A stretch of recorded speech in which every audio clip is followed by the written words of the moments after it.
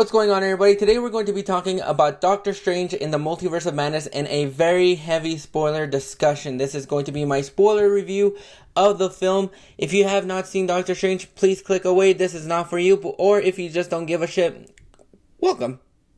Nice to have you. If you have not seen my review for Doctor Strange in the Multiverse of Madness, non-spoiler, go ahead and check that out. My review is up. I have the card here or here, but go ahead and check that out if you haven't. And if you like this discussion, go ahead and click that like and subscribe button so you don't miss out on more reviews. With that being said, let's go ahead and get started with Multiverse of Madness. It starts off strong. It starts off with America Chavez and Defender Strange running away from the one-eyed monster that eventually goes out into the streets of New York. It just starts off with a bang. I really enjoyed it. It just set us into the mood of the film, and you just basically just get into the film. They basically are just trying to get away from this monster as far as they possibly can. And so they basically just try to escape, but the only way that they're able to destroy that monster, at least from what I understood, the only way that they're able to do that is if Defender Strange takes away America Chavez's power. But if he does that, then she dies, and he's like, I am willing to take that risk for the multiverse. While he's trying to do that, the one-eyed monster kills Defender Strange, and that's what leads us into the opening of Doctor Strange. It leads us into Strange going into Christine's wedding, really heartbroken, wishing things had worked out between him and her, but then we get tossed into this really great action sequence with Wong, Strange, America Chavez in the streets of New York. And you see a lot of great sequences in this film. You see a lot of great moments that I really enjoyed seeing. Then we go into the little discussion between Wong, America, and Strange.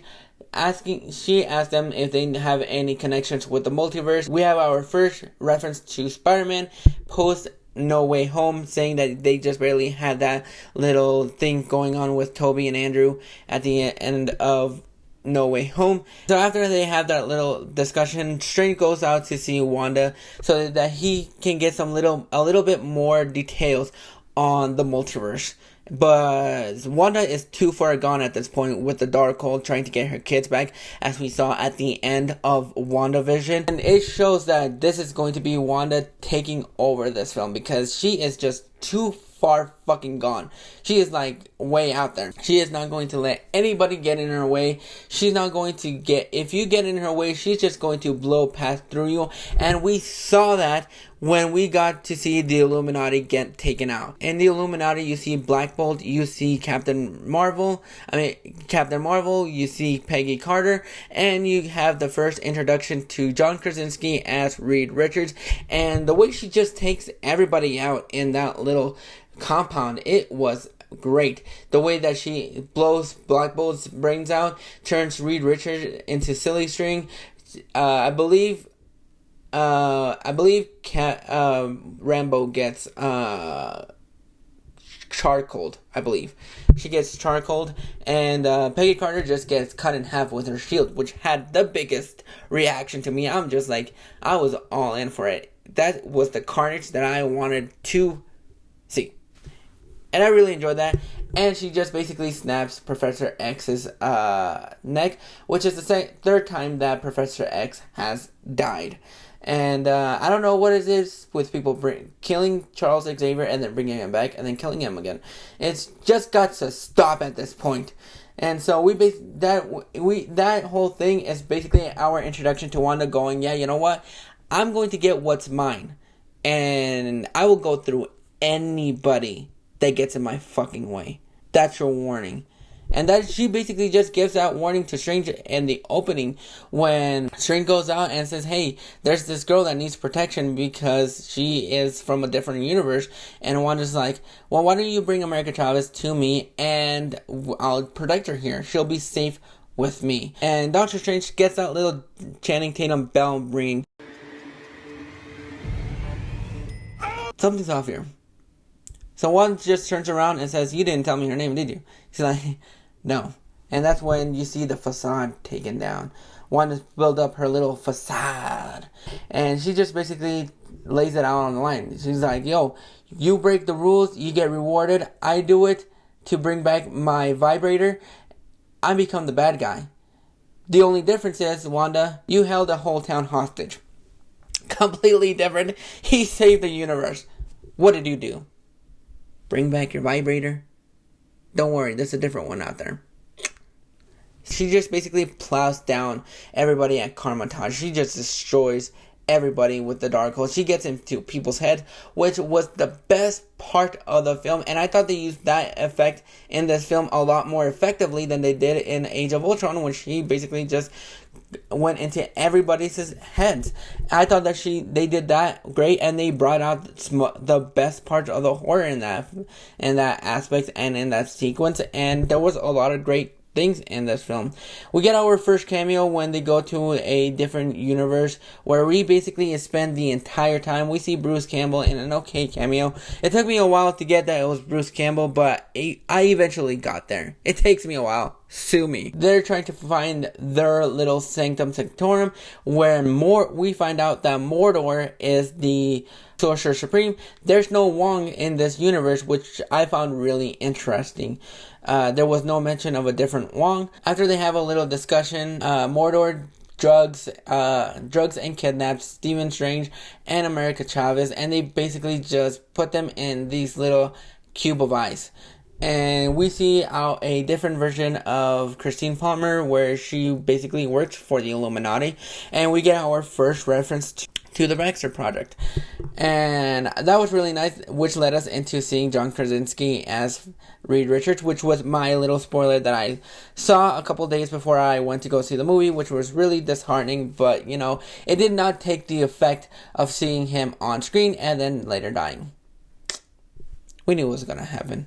Come on, you knew it was going to happen. See Wanda just go into different versions of herself, so that she's able to be with her kids again. We have that little dream sequence in the beginning, which was my first boo. That let her be happy with her fake kids. She was happy with the vibrator, which is more than what most people would ask, but she was really happy in that aspect. And she just basically wants to be with her kids. And later on in the film, Strange is like, yo, your kids are not real. You need to let them go.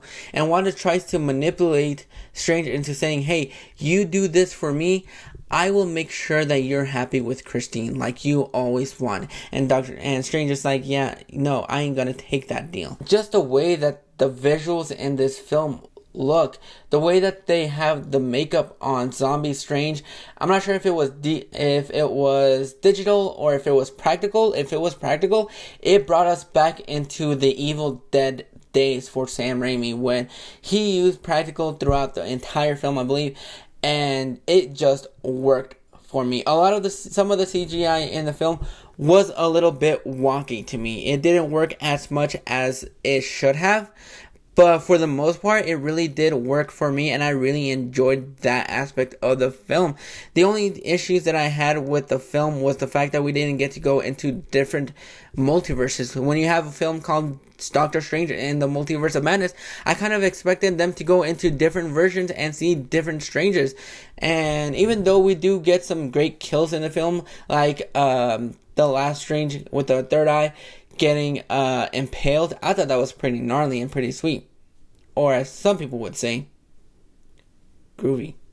But I really enjoyed that aspect of that film. That last half of the film, where it's just pure horror, is something that I really loved and I really enjoyed seeing.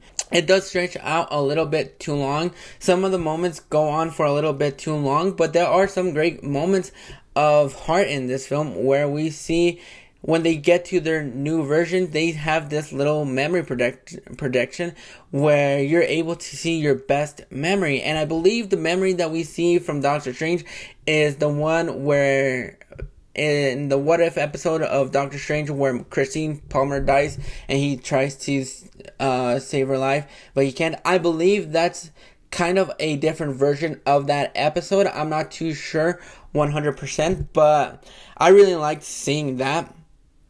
We also have America Chavez seeing her parents one more time before they both get done. Before America Chavez opens up a universe and sends her parents flying somewhere else. And you later see at the end of the film that she's trying that she's training so she can be able to connect with that power and get a hold of it. She's struggling to open the sling rings, but which I thought was a lot of fun to see, but it was really great. And like I said in my non-spoiler review of the relationship between Strange and America Chavez in this film felt like the relationship in Homecoming between Peter and Tony.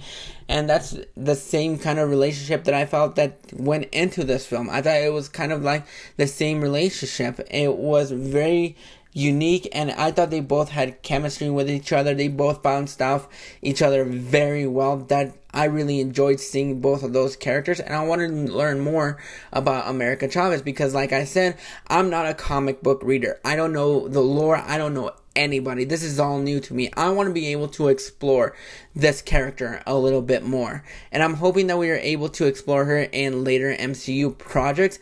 But I really enjoyed the chemistry between those two. I thought Wong was going to die in this film. Unfortunately, he's still alive. Fortunately, he's like the best player. When he shows up at the beginning with that one-eyed tentacle monster, I wish I could have yelled. Nobody yelled, but I should have just yelled out. I should have yelled out when he popped up. But he is a beast in this film, and he still reminds us that he's still the Sorcerer Supreme. Nothing has changed from No Way Home to this. He's still the Sorcerer Supreme. He's still the best Sorcerer Supreme, in my opinion. But those are the aspects of the film that I enjoyed. And then we go into the post-credit scene where we see Charlize Theron enter the MCU. I don't know what her character is. I'm probably going to do some research trying to find out what her character is and what the plan is moving forward. And it kind of has a conflict with it. At the end of the film, you see that Doctor Strange still has that one eye and he's freaking out. But in the post-credit scene, he seems unbothered. I'm not sure how much time has passed, but I get it if time has passed. If time has passed like a few years, maybe. Let's just put it out there. It's been a few years since the end of Multiverse of Madness and the beginning of the post-credit scene. It kind of makes sense why he's able to control the one eye. But if it's immediately like 5, 10, 15 minutes after that happens, then yeah, it doesn't make any sense. But those are my spoilerish thoughts on the film. What were your favorite thoughts on the film? What are your favorite moments in the film? Go ahead and let me know down in the comments what your favorite moments and spoiler details. Go ahead and let me know down in the comments. If you like this review, go ahead and click that like and subscribe button so you don't miss out on more. So until next time, this is Josie Reviews.